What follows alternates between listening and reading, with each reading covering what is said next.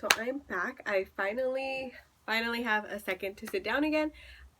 It's been crazy this past week, to say the least.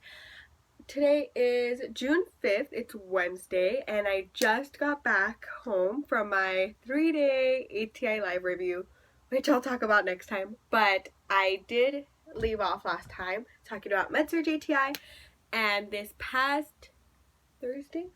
Yeah, last Thursday we took our ATI Comprehensive Predictor exam. I have my results right here, and I just wanted to share how I studied for it, how it went for me, what was my experience with it, and so any tips and tricks that I can think of, and anything that I may remember of how the exam went. So basically, the ATI Comprehensive Predictor, we took it at the end of our program, but I've seen people say that they take it at the beginning of their program. I don't know how accurate that is / what different programs do, but yes, for the school I go to, we took our ATI Comprehensive Predictor last Thursday at the very end of our program. We literally only have our final left, and it's basically a pass or fail. You have to pass it. If you don't pass it on your first try, you get a second try, and if you don't pass it on the second try, you're not allowed to graduate the program. It's from what my understanding, that's what happens.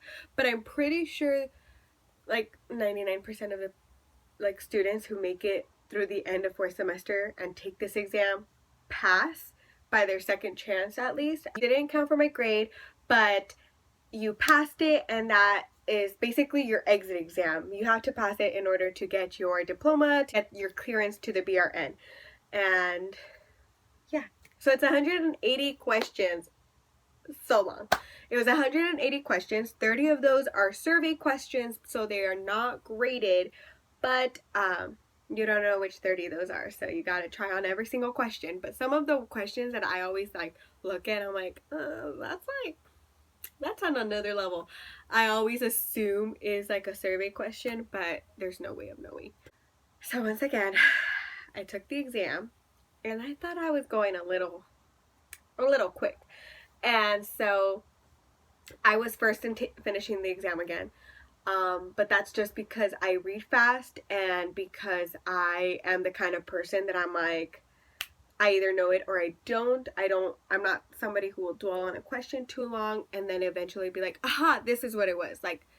I know that the kind of person I am and the kind of test taker I am is I read the question, I look at all my answers, and I usually am able to pick right away what answer I honestly truly think it is, because my mind just processes things at that speed.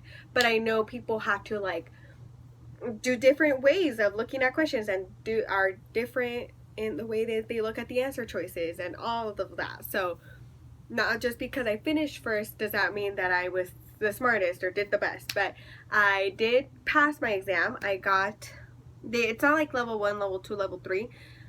But the way they grade the ATI Comprehensive Predictor is your score is calculated into a percentage, and that percentage represents the probability of passing the NCLEX on your first attempt. And so for my program, you had to get at least to the 90th percentile, the 90% chance of passing the NCLEX on your first attempt, which equates to a 70% on your overall ATI Comprehensive Predictor exam. I hope that makes sense. So I got an 83.3% on my ATI Comprehensive Predictor exam, which computed to being a 99% chance of passing the NCLEX on the first try. Very, very exciting. Literally, my heart dropped as soon as I saw that. And then I thought that my computer messed up, because that's the exact same score I got on my ATI MedSurg exam. I got an 83.3%. And so I saw that 833 again, and I was like, oh man, I really hope this isn't playing tricks on me and that it accidentally confused its results with the ATI MedSurg.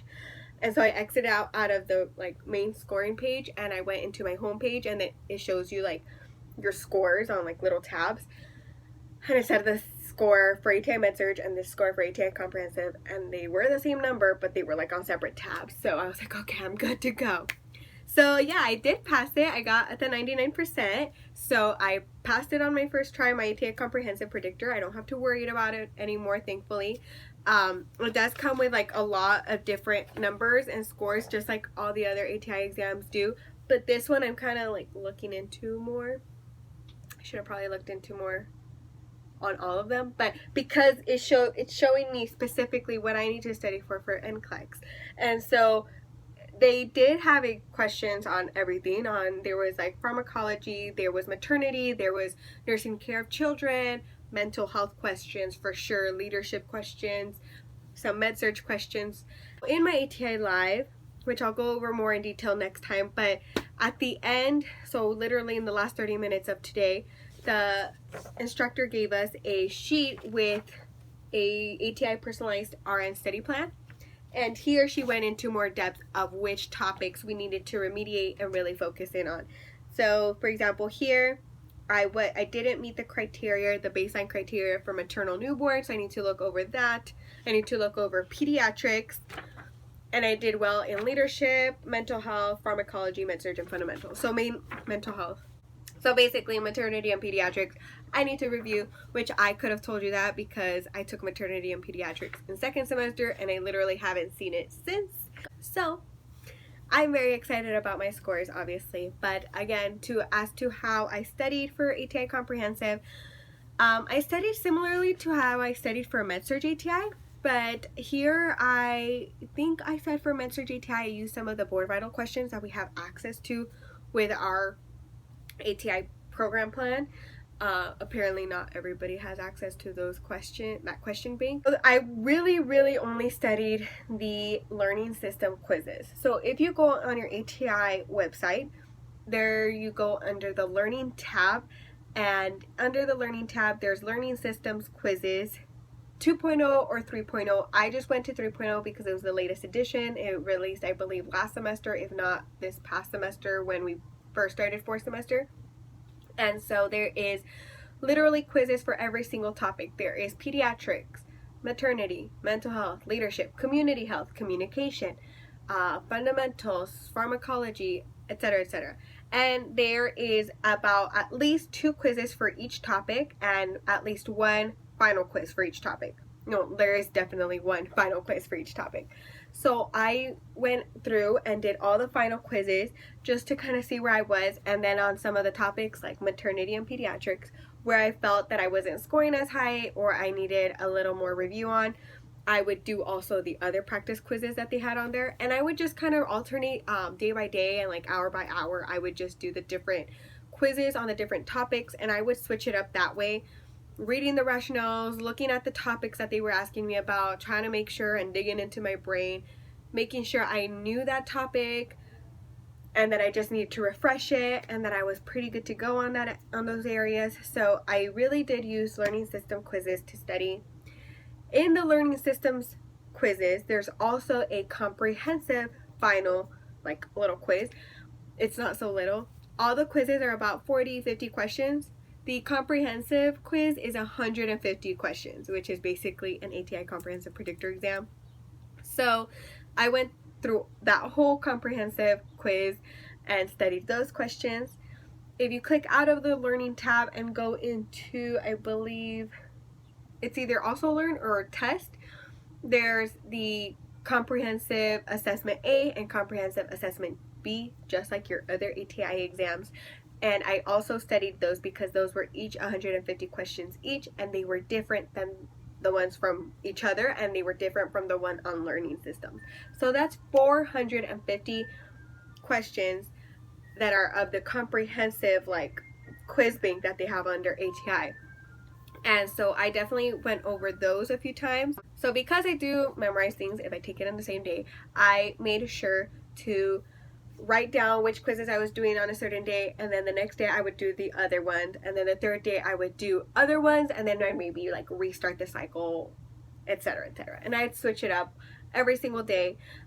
Again, I had my ATI med-surg exam on Monday of 1 week, and then I had that whole week to study, and then that next Thursday I studied, I had my ATI Comprehensive Predictor Exam. So from both ATI exams, it was about 10 days apart. After I did my ATI med-surg, I took Tuesday off, and then I kind of took Wednesday off.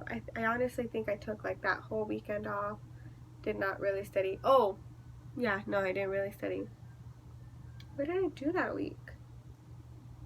I don't know what I was doing that week. Didn't do much.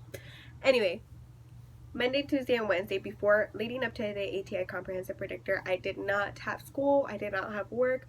And I really utilized that time to, again, alternatively be taking a bunch of quizzes. Just really look at those learning system quizzes, those assessments A and B. Review the content that you do not know from the questions that you're getting in those assessments. And I hopefully you'll do good. I did fine. And now I just have my final. And I literally get pinned in 5 days, which is crazy. But I'm so excited. Okay, if you have any questions at all, feel free to ask me, because again, I just took it, so everything's still fresh in my mind before it leaves and goes away, because now I have to start reviewing shock, sepsis, burns, ER trauma, and everything else I learned this semester for my final. So wish me luck.